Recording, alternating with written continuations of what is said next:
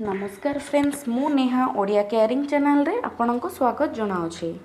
Friends, आज यही video रे वास्तु एवं पेंगशुई विषय रे किछि टिप्स कहा जायछि जहा द्वारा आपणक घरे सुख समृद्धि बढ़ाई पारिबे। पेंगशुई रे अनेक प्रकार वस्तु उपलब्ध रही सेगुड़िक व्यवहार करी आपणक घर व्यवसाय क्षेत्र में हेउथिबा वास्तु दोष दूर करि पारिबे।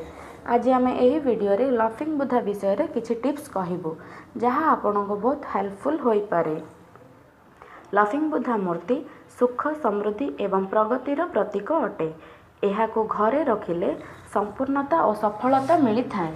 आपण उदास रहुछंती एवं आर्थिक अभाव रहंती तेबे लाफिंग बुद्धा को घरे रखंतु, सबु समस्यार समाधान पाई परिबे।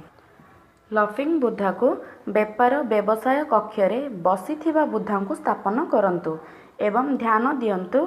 यह भूमि ठारू 3 मीटर उपरे मुख्य द्वार आगरे रहिबा दरकार। मूर्तिर मुखटी प्रवेश पटे रखंतु, यह द्वारा मूर्ति अधिक क्रियाशील होइथाए।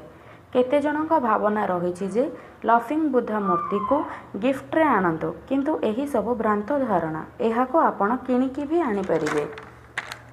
किणिला बेले ध्यान दियंतु जे एही मूर्तिटी कौनसी धातु चीनामाटीर किणंतु नाही, बरं सिरामिक्र किणंतु।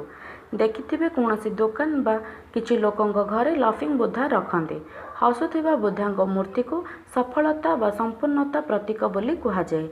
बुद्धांक मोटा पेट संपूर्णता मानती एवं सही पेट को छुईबार परंपरा रही। चीन रे लाफिंग बुद्धा को धन सुख शांति समृद्धिर भगवान बोली कहती। घरे यहाको मुख्य द्वार प्रवेश पथ आगे स्थापन करंतु, जहा द्वारा नेगेटिव एनर्जी दूर होइथाए। एही लाफिंग बुद्धार अलग अलग मुद्रा रही एवं यार फल मध्य अलग अलग रही। एही बुद्धा को बेडरूम रे रखा जाए नहीं एवं पूजा करिबा वर्जनीय अटे। याको घरे सजाई रखंतु। फ्रेंड्स, केउ प्रकार लाफिंग बुद्धा को केउ कार्य रे व्यवहार करा जाए ताहा आमे नेक्स्ट वीडियो रे आपनको कहबो। जदि आपण एबे पर्यंत आम चैनल को सब्सक्राइब करि नाहंती तेबे सब्सक्राइब बटन को क्लिक करी आम चैनल को सब्सक्राइब करि नियंतु। ताहा सह पाखरे थिबा बेल आइकन को क्लिक करंतु, जहा द्वारा आपण नूतन वीडियो सर्वप्रथमे पाई परिबे।